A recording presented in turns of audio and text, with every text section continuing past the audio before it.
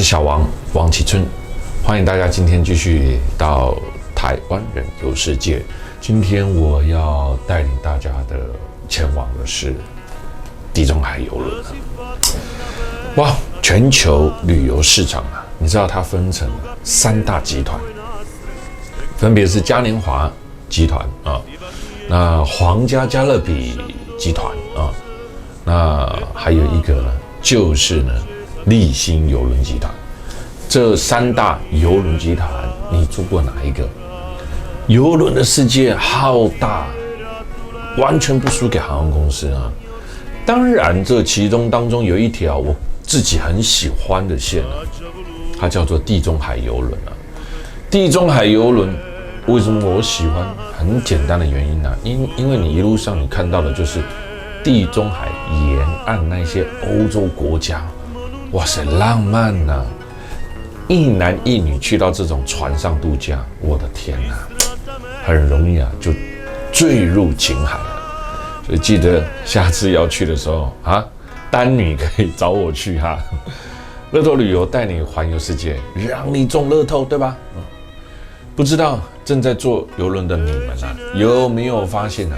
这个邮轮所有的名字啊，都是查某的名，女生的名字啊。而且常常都是什么叉叉公主号、叉叉女王号的，对不对？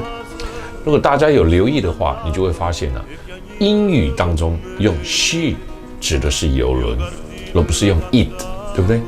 有发现吗？主要的原因是啊，第一个，他们把这个幸运女神的名字嘛，都喜欢弄作船的名称，是欧洲航海大国自古以来的一个传统哦。这样子呢，可以带给船员呢 lucky 好运。然后后来就慢慢衍生出啊，各种女性的名字啊，比如什么女王号啦，什么公主号什么来的啊，来给这个公主邮轮，什么邮轮命名啊。那第二个是古罗马、古希腊时代啊，那么常常以建造船只的方式啊，来向某一位他们以前的那种女神来致敬。施展航海的也都是女神类的啊，传说当中的女神。那第三个是航海民族将船只当作什么妈妈的化身，水手认为船只跟女人有太多的相似之处啊。那曾经有水手就说过保养军舰跟女人涂粉一样花钱啊，这样讲也不太对哈。女人打扮漂亮你才会看嘛，是不是？你也爱看啊。那为什么他说涂粉呢？因为船只也是要油漆啊，它才不会生锈嘛，防锈啊。那比如说，总有很多的男人呢，也会围绕着什么邮轮啊，所以叫婿嘛。女生也是常常很多男人围绕啊，比如说需要一个好男人呢，才能够让这个邮轮执行得更好啊，所以就用婿，大概就是这个意思啊。女生的她，所以不只是邮轮，在欧美国家很多的船只都是以女性化的这个名字。非常非常的多，所以就会有女王啊、公主啊、玛丽小姐号、安娜、妹妹号，妹妹号这个音要对哈，妹妹号有没有啊？那你总是叫什么丫头、丫鬟号就不好嘛，对不对啊？那中国呢？中国自古以来也会把这个舰队的那个船赋予生命，只不过是拟兽化。把它用什么老虎啦、狮子啦，但无论是东方拟兽化还是西方的畜，这2种都是航海文化啊。这个船跟水手相伴，水手为船赋予生命，作为报答。你看看啊，这样子，那个我们跟这个船一起出海去的时候呢，也才会有那种感觉啊。还有一个，另外邮轮上啊，喜欢叫公主，还有一个原因呢，高大上。有格调毕竟呢，要变比较有格调，要先从名字开始啊。所以除了公主以外，这些名字呢，最大的原因还有一个也比较好听，是吧啊？我们搭着这个邮轮呢，是在热内亚，所以我们现在呢，首站来看看我们这个画面上这一趟我带来的就先到热内亚，因为我们要从热内亚搭船。所以我们先在热内亚做市区观光。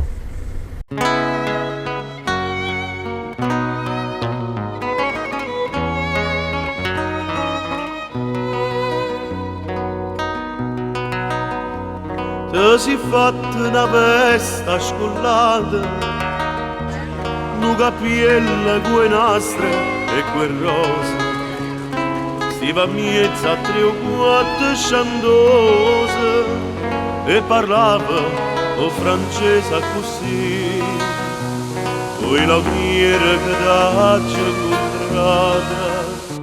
热内亚是利古里亚大区的一个首府。阿拉伯语的意思是一个漂亮的城市，真的漂亮啊！以中世纪文艺复兴时期和巴洛克式与哥德式的建筑来闻名。13到17世纪时，热内亚曾以一个海上王国的姿态与威尼斯分庭抗礼。就是呢，它曾经是一个独立的国家啦，当然现在是属于意大利啊，非常的繁荣啊。现在依然能在热内亚的旧城区啊，看到当年富丽堂皇的建筑物啊。当热内亚是13式建筑啊，而威尼斯是湖上的岛城啊，两者格局完全不相同。那热内亚呢，是意大利的第1大的海港城市哦，也是这个地中海地区的第2大港哦，仅次于法国的马赛。哥伦布的故居也在这个城市。我们现在看到的这个就是圣罗伦佐教堂。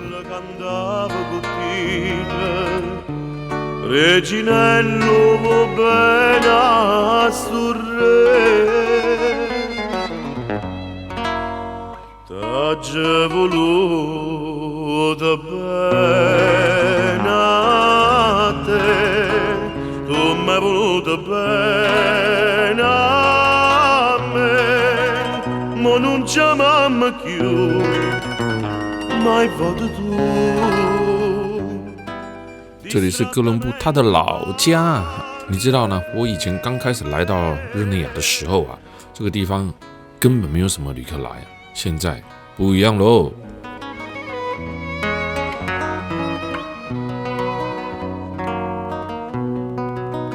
Oh, Gardilla, a chi aspetta stasera, una vira già aperta caiola, reginelle volate tu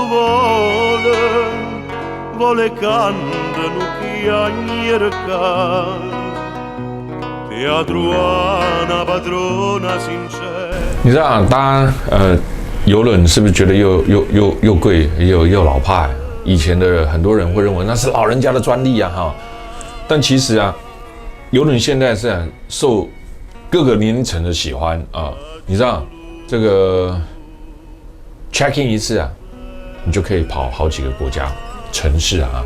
你也不用拖着这个行李啊，到处啊跑来跑去啊，换饭店啊，节省了很多的体力啊。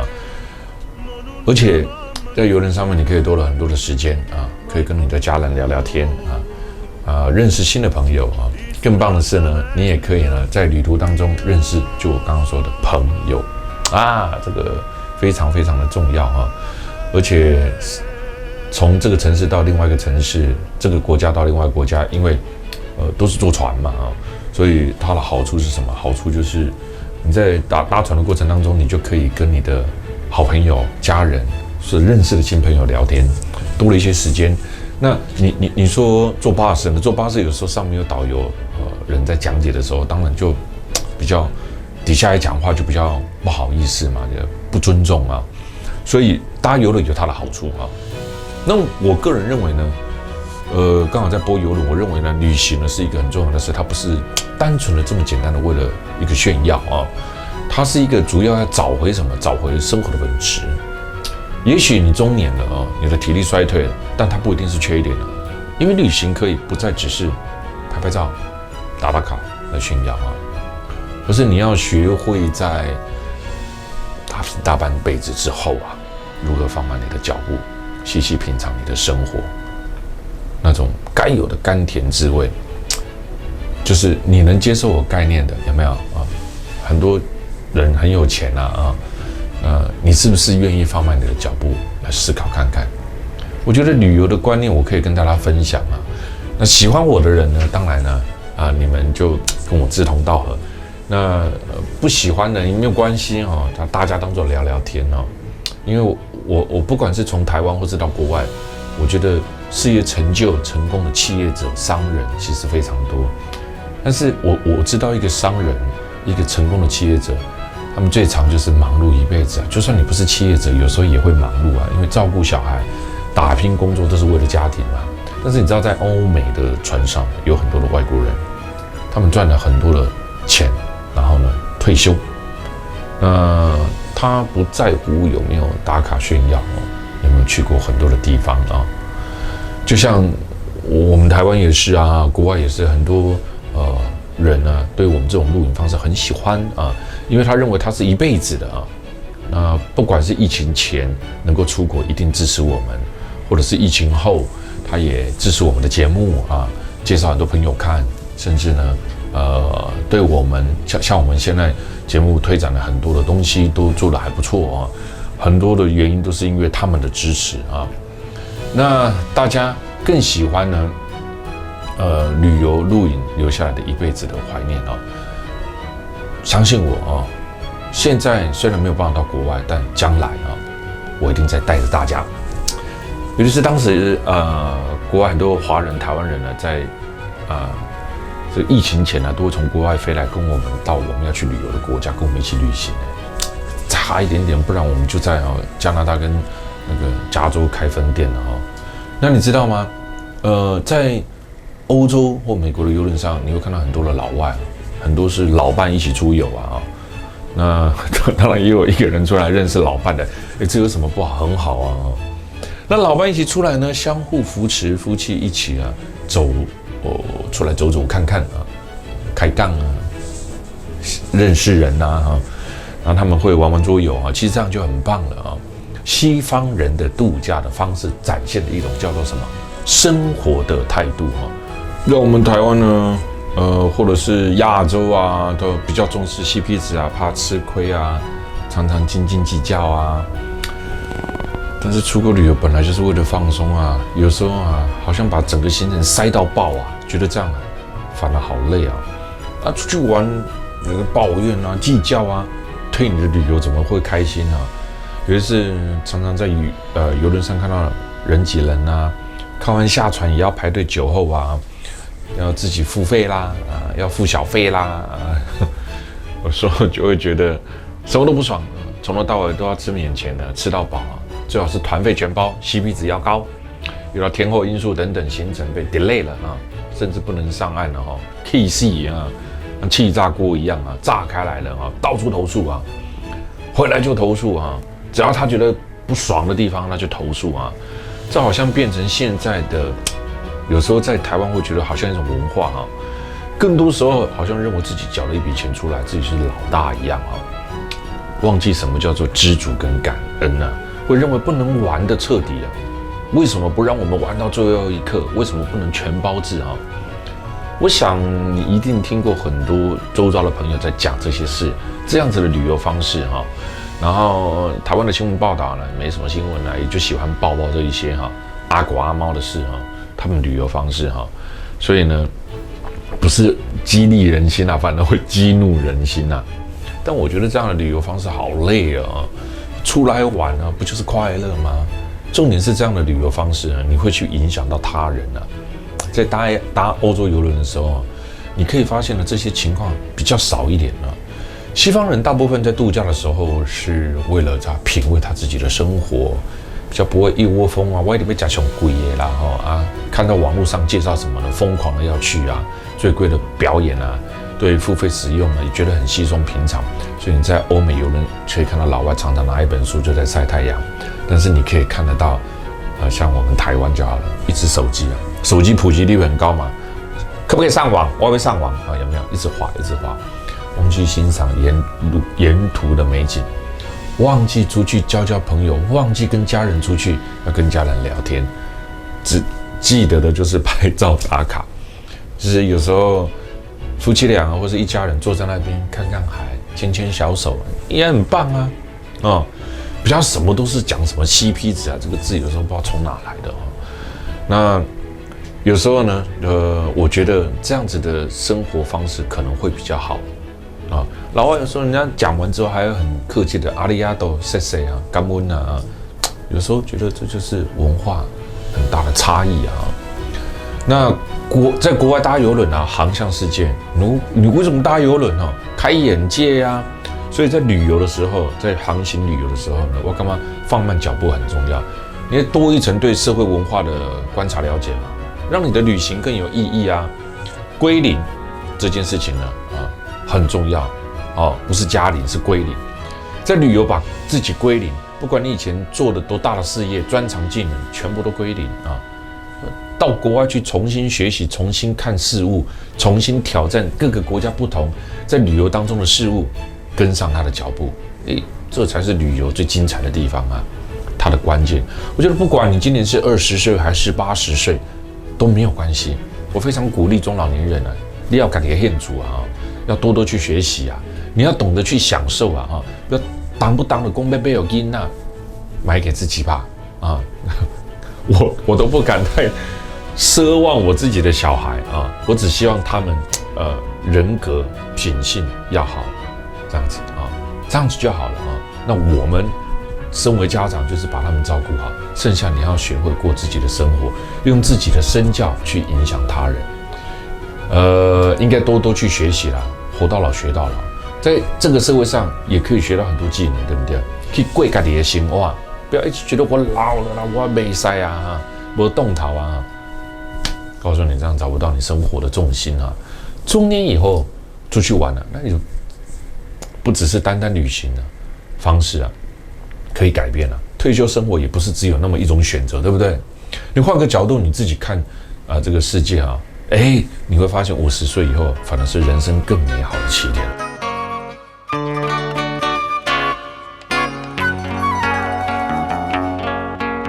Nu jornă-mânie dalla casa, Ienna vannenna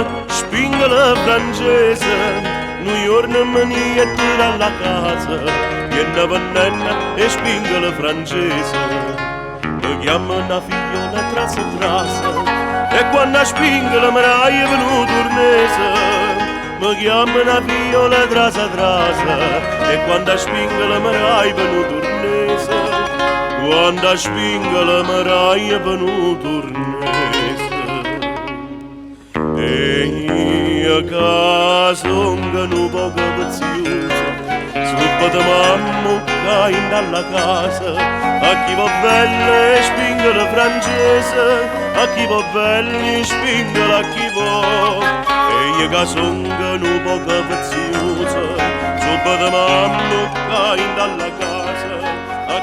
你可以叫它罗马竞技场，你也可以叫它罗马斗兽场 （Colosseum） 啊，很难、很绕口的意大利语啊。罗马竞技场是古罗马时期胸端有一个椭圆形的搏斗场啊，建于公元72年至82年间呢，由罗马的第9位、第10位皇帝啊，他叫什么名字呢？维斯帕和儿子的提图斯下令建造而成了。直到西元404年前啊，都作为古罗马举行人兽搏斗的场地。现在呢，为意大利最有名的旅游景点以及罗马文明的象征了。来意大利一点来，椭圆形状的罗马竞技场呢，由一系列3层的环状的拱廊呢，以及它的顶层呢所组成。每一层共有80个拱门呢，旁边也有一个凯旋门呢。那最早以前是角斗式的竞技表演场所，在西元6世纪开始的时候呢，竞技场就变成了一般平民居住的地区啊。很简单啊，就以前是神话啊，后来变平民啊，所以这里面有动物的棚舍啦、打铁的啦、修 AI 啦、石灰作坊等等啊，一直到17世纪1794年被列为了宗教圣地啊，并对它做这个保护，罗马竞技场啊。那这里面呢，能容纳5万到7万5千名的观众哦，看不简单哦。而且你别小看这个罗马竞技场，这个要花很多钱，一直不断维修它，你看垮啊！以前的人的房子盖得有多棒啊，到现在还没垮掉啊。然后呢，还这样屹立不摇啊，所以啊，难怪人家会说以前的房子盖得比较好，起来有致啊。这里面还有很多项的技术装置啊，就像现在的演唱会的舞台一样啊，让当时呢这个表演场所的工作人员啊、动物啦，还有舞台设备啦进场用的不然只是单单的一个操场一样啊，没什么看头，对吧？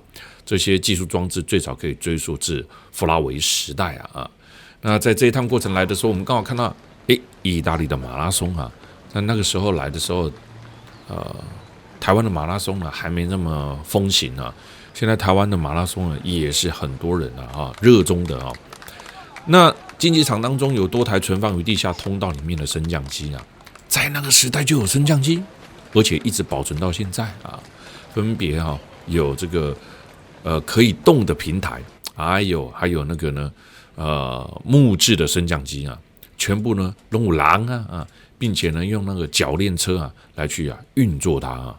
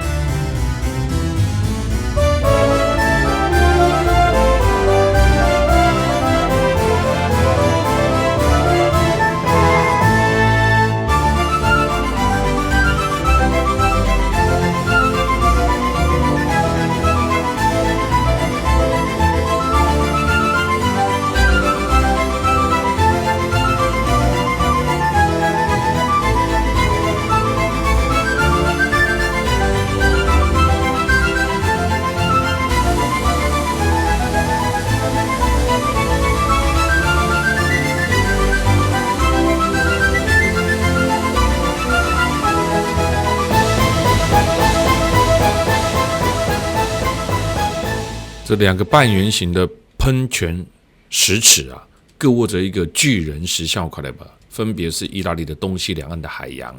还有呢，在中央石基高台上面是艾曼努埃尔二世的高大的镀金骑马铜像。位于罗马市中心的威尼斯广场是罗马最大的广场你别看现在罗马市区的道路那么大然后以前人家说条条大路通罗马嘛，其实以前也没那么大后来是城市整修的时候呢，再来呢把它修建起来的。这个广场它呈现长方形威尼斯广场呢长130米，宽75米，是5条大街的汇合点广场呢中央原先是公共汽车、计程车还有观光马车的聚集地全罗马市的交通中枢地带在1980年下半年起罗马市政府就对它进行了整顿让它呢更加的美丽壮观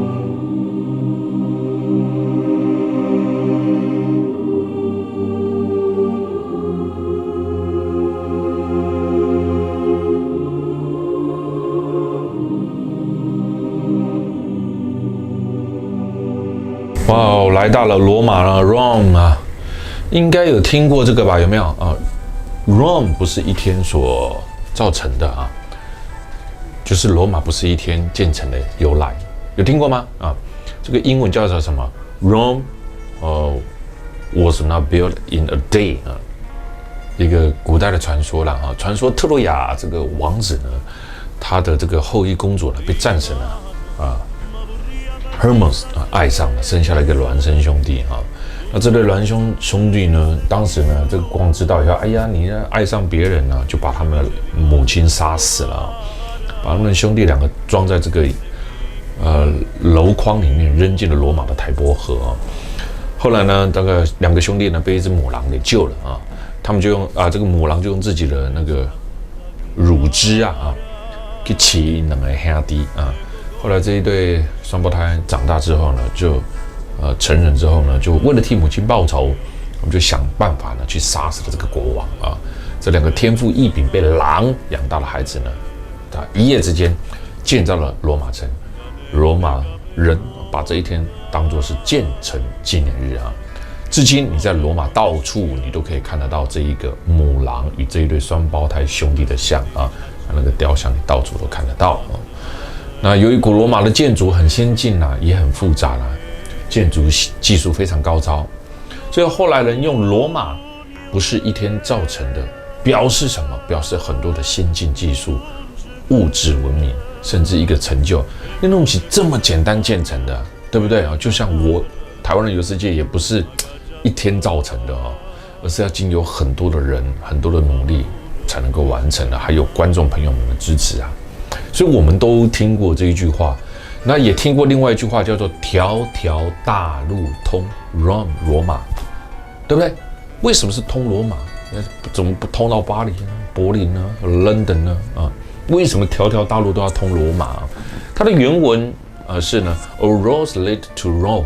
为什么你知道，在中国修长城的时候，万里长城罗马人当时在修路那中国的城市的文化呢是怎么样？叫城墙文化。一个国家要有城墙，一个城市要有城墙。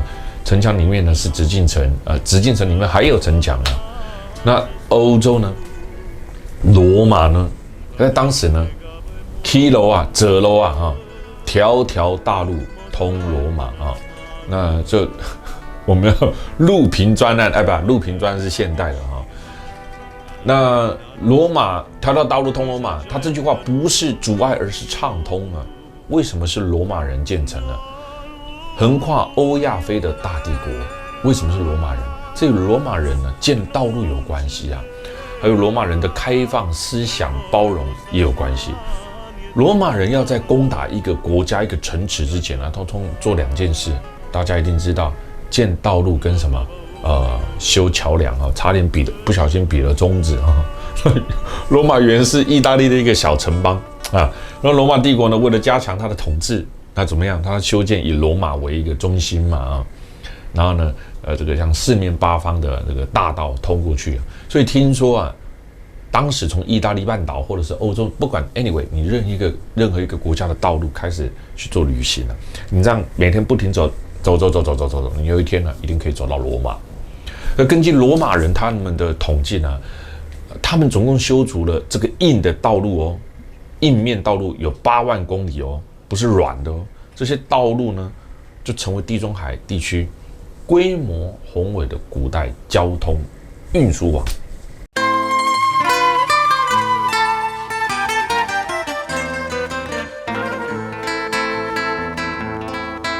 Quando sfonda la luna a mare chiara, pure alla piscia già fanno l'amore. Se ne vota nell'onere l'umare, per la priezza cagnano colore. Quando sfonda la luna a mare chiara, a mare chiara, giusta finestra e la passione mia si luzzolea tu garofana d'ora rinda la testa passa l'acqua per sotto e mormorea marchiare già sta una finestra.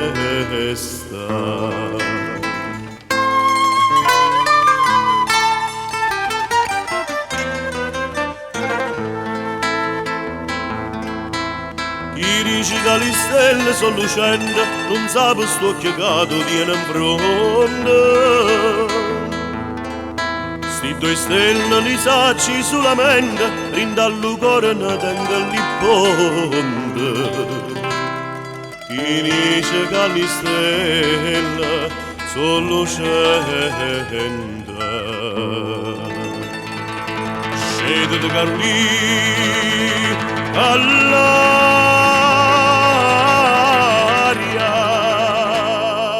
万神殿保存非常的良好，跟罗马其他的建筑一样，这都是因为它后来被用以另外的用途继续使用。从青铜大门进入万神殿的内部呢，受到这个角度的限制人呢无法用肉眼一眼看尽里面的壮美其使用最大的这个广角镜头你会导致成极度失真这种情况底下必须依靠绘画作品18世纪的意大利画家帕里尼他擅长画这个罗马的古迹文明他也被称为叫透视大师在万神殿的内景这一幅画当中，他在有限的画幅中展现了万神殿的全景这是任何照片都无法达到的。神殿的内部从地面到穹顶的这个设计和装饰，有看到一格一格的吗？那这样子呢，是为了减轻它穹顶的重量。你可以感受到有阳光透过穹顶的圆孔照射在神殿内的墙上，并产生了这个折射，从而呢照亮了整个神殿。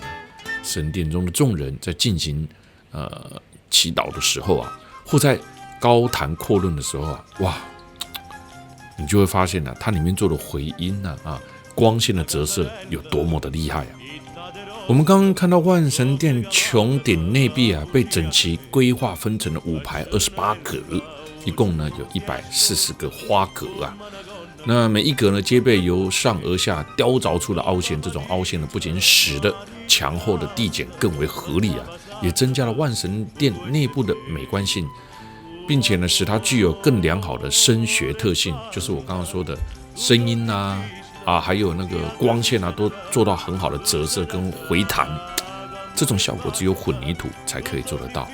那你就知道在那个年代它既然是用混凝土盖的，这就厉害了吧，因为只有通过模具才能达到的这种效果。这些刚刚那些方格现在看起来它就是混凝土本来的灰褐色，但是听说到以前的时阵古早时阵这可能是镀金的来吧，我们继续漫游在罗马的大城小巷。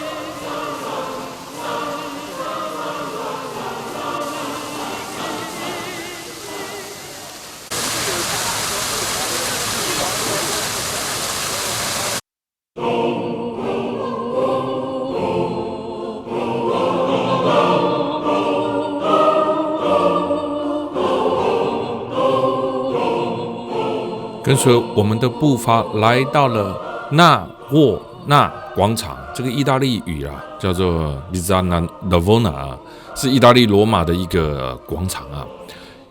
原来是在公元1世纪是古罗马竞技场，15世纪呢就把它改为叫市场。那 Navona 广场呢，以巴洛克的艺术著称啊。罗马的古迹很多，但是呢都是共和时期、帝国时期所遗留下来的建筑遗迹啊。但是你走到这一个纳沃纳广场呢，反而呢像走入这个罗马的中古世纪啊。眼睛呢所看到的呢都是这个巴洛克式大师的作品，像贝尼尼和这个波塔。到了夜晚呢，这个广场的摇身一变啊，恋爱场地啊，变成了罗马市民最舒服的散步、聊天、约会啊，跟女朋友约会的地方。再来有一个地方呢，是你来罗马也一定会来的啊，这个地方呢是每个人都喜欢的，大家都喜欢许愿嘛不管有没有成真啊。这个叫做特莱维喷泉啊，又称为叫什么罗马许愿池啊！你看罗马许愿池听起来多棒啊！因为罗马市区的处女水道桥的终点站啊。那过去古罗马帝国的帝王认为啊，供应干净的水是这个国家的重任。哇塞，现在的执政者怎么都没这种想法哦？那罗马水道呢是帝国最重要的建设。只要是纳入版图的城市呢，你一律就要进行什么水道的规划啊。在工程师确认水质了，就将城市周围山区的水借由水道桥，它引入到城市里面，并在街道上密集的设置出水口，确保呢家家户户龙虎水也在用啊。一个干净的水这么简单啊，所以罗马帝国相当少传染病发生哦。走啊，我们走回巴士上啊。我们坐着游轮呢，抵达了意大利的罗马。下船之后呢，做1天的罗马市区观光啊，看看呢美丽的罗马啊，看看呢大家把罗马列为人生必到的旅游胜地之一。现在看一看，是不是又有心动的感觉啊？天哪，以前为什么那么自由，想去哪就去哪？现在呢？不会啦，我觉得全世界不可能永远封起来，你放心好了啊。聪明的呢人类啊，早晚会想到一个连结的方式但是呢，也希望不要封太久封太久对很多人来讲呢，很辛苦的很难活下去的啊。现在我们就回到我们的 MSC 这一艘游轮上面，看看美丽的夕阳。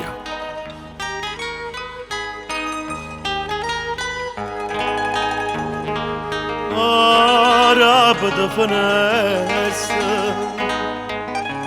mamma faccia Maria, castonga mezza via, spruta avere,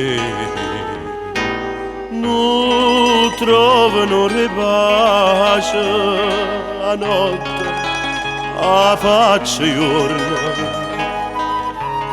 Sempre per staccatura sperando in ci parlare. Oi Maria, quando suona la perde per te, fammi dormire abbracciata un poco con te. Oi Maria,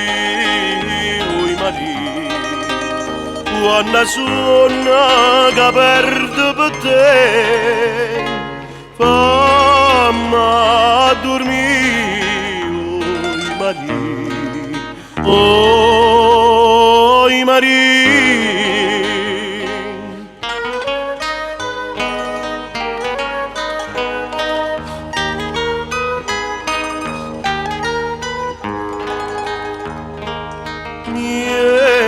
Sto giardiniera Gerira malvarosa